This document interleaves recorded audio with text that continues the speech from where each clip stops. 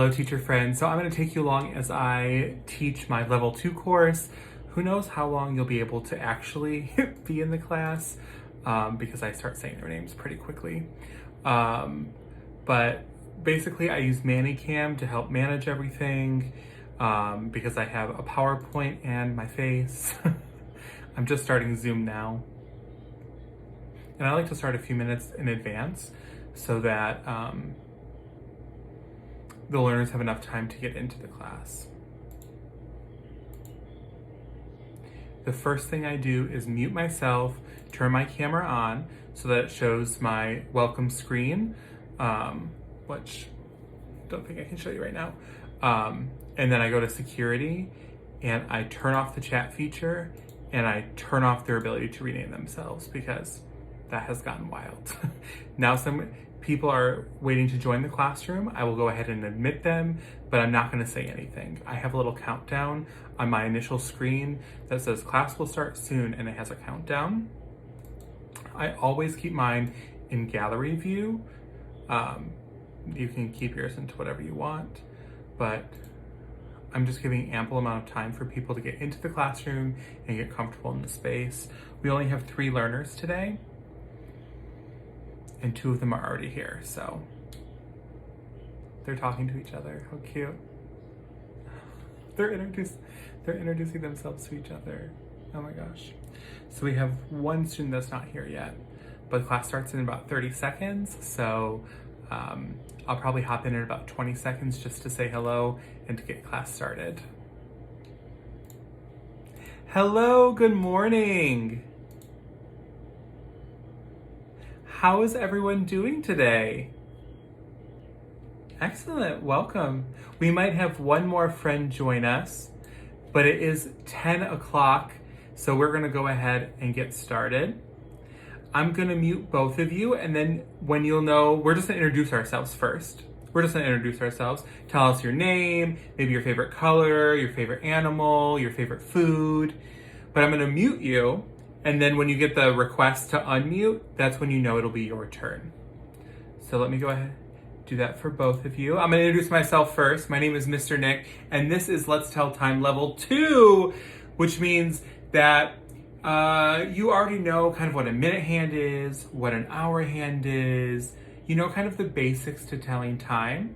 And we're just gonna get even better today. We're gonna learn some new terms, some new words that help us tell time even better. But I would say my favorite animal is a cat. Well, actually a penguin. My favorite animal is a penguin. And my favorite ice cream flavor is probably chocolate chip cookie dough, for sure. So I'm going to unmute our first friend, and you can go ahead. Vanilla, I love it. So we have vanilla and chocolate chip cookie dough, and that will come in a little bit later because I have some ice cream waiting for us. But let's kind of review our basics to start. It has 2 hands. Very good job, excellent. Can you help us out? What do the hands tell us? Like, I noticed that there's a short one and a long one, but what's the difference? Do you agree? Very good, excellent. So this long one tells the minutes and the short one tells the hours.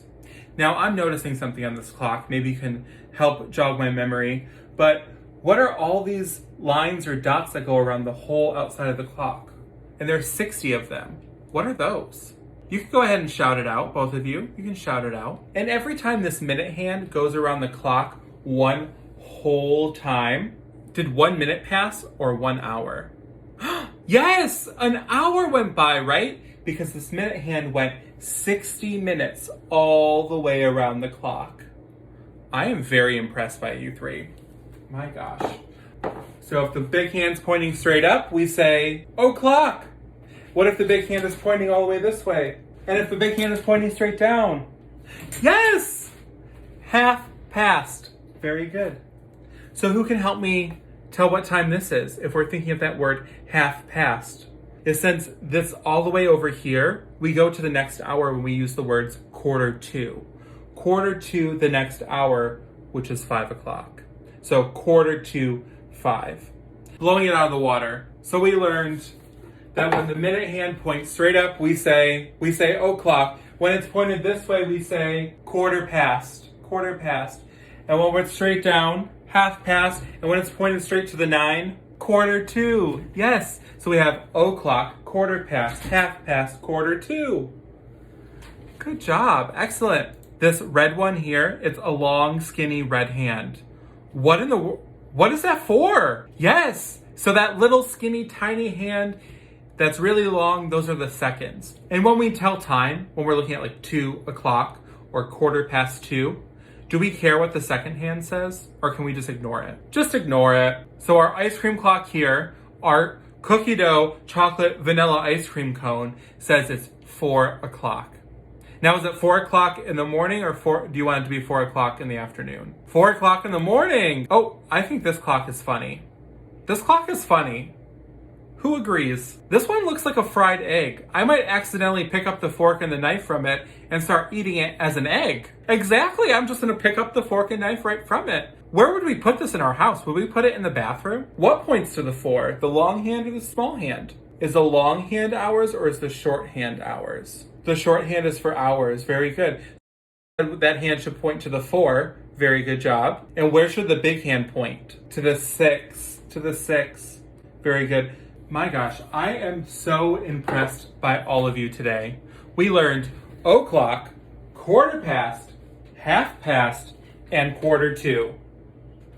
I am very impressed by how much you all know about time and how much you taught me about time. But our time together is done for today. And I want to thank you so much for spending your morning or afternoon with me. And, oh, thank you so much. Well, I want to thank you so much for joining me, and I hope that I'll see you in my classroom again, okay? Bye. Have a great day.